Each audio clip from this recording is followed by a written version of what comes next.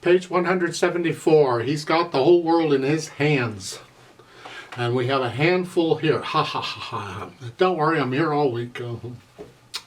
Let's look this over. We're not adding anything new. We're using what we've had, but we're using quite a bit.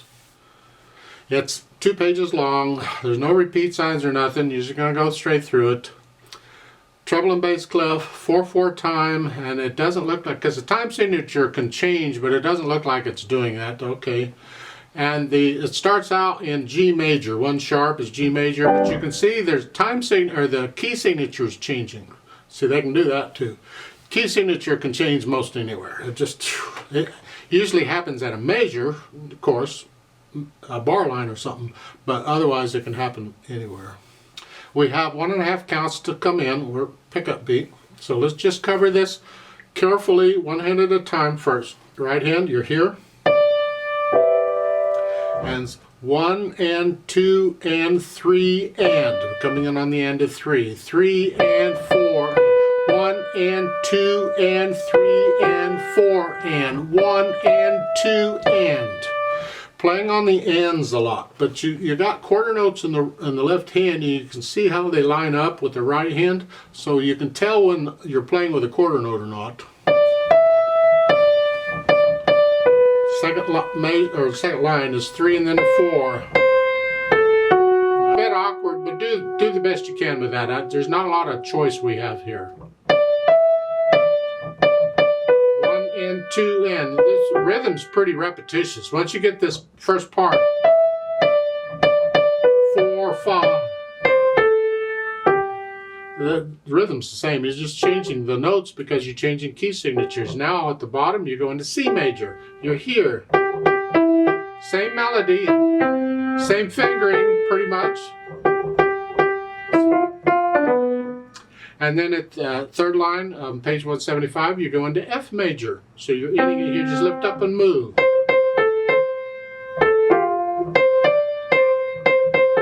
And it ends in F major. Left hand, we're starting at primary chords. First G major, 1 chord, second line, 5/7 chord. At the end of the third line, it's 4 chord. Then C major, primary chords. Then F major. Okay, put the hands together.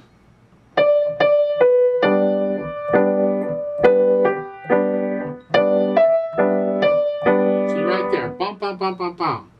The last measure, the first line, here, here, here. And then on the 4th beat, they play together.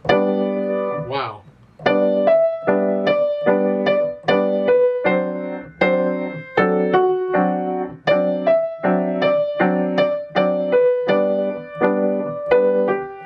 Get this rhythm down, you got it for the piece. You're just changing the notes is all. As far as articulation goes, they don't really give you a lot. Lift up, lift up, lift up, lift up.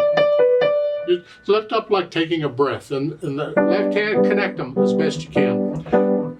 When they don't give you any articulation, like in the left hand here, nothing. It's really your choice on how I could play them staccato if I wanted to.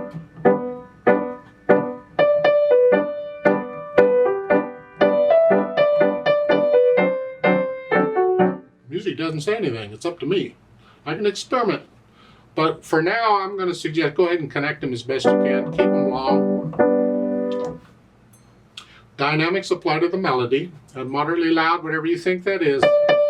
Keep the chords soft. We want to hear the melody. It's too easy to drown out everything when you're playing 3 notes. It just sounds terrible. So keep the left hand soft.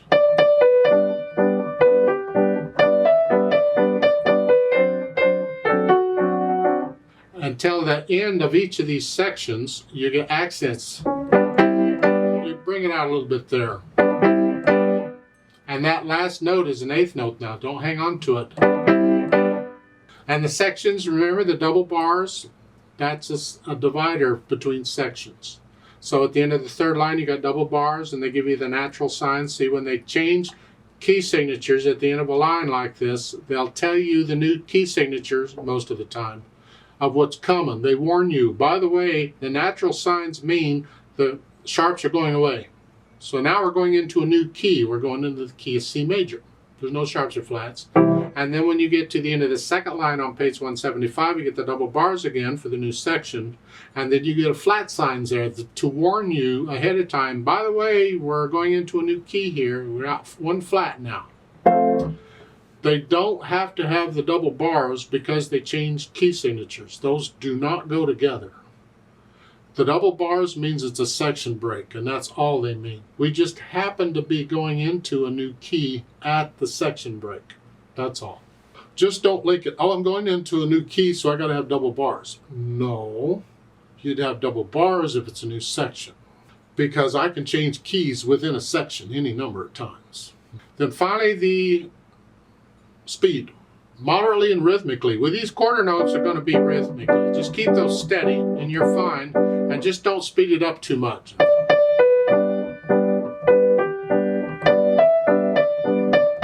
Now, there is a style of playing, a way of interpreting the music, is a lot of times this piece is done in a swing style or a jazz style. Doesn't matter, it's the same. And that is the eighth notes. We swing the counting for the eighth notes. We don't go 1 and 2 and 3 and. We go 1 and 2 and 3. We swing the counting. It's a felt thing. There's no notation for it. It's felt. And a lot of times this piece is interpreted that way. It's up to you whether you do or not, but yeah.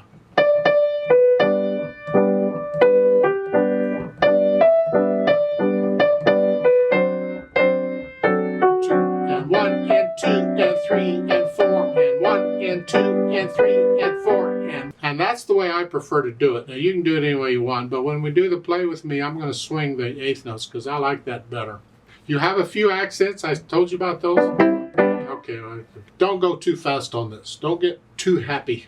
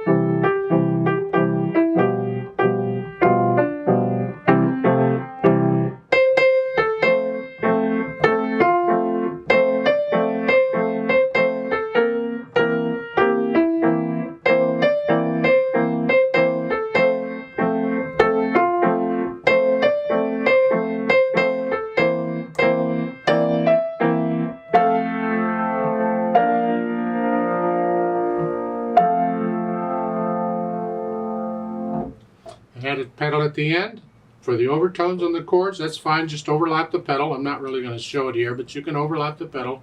However, I suggest silence between the two half notes and the next to the last measure. Here, lift the pedal up with the hands so we get a little silence, because a lot of times when you do an amen at the end of a spiritual whatever, there's a little silence so people can take a breath because they're out of breath. So there's silence. Hang on to that until somebody says, okay, go on.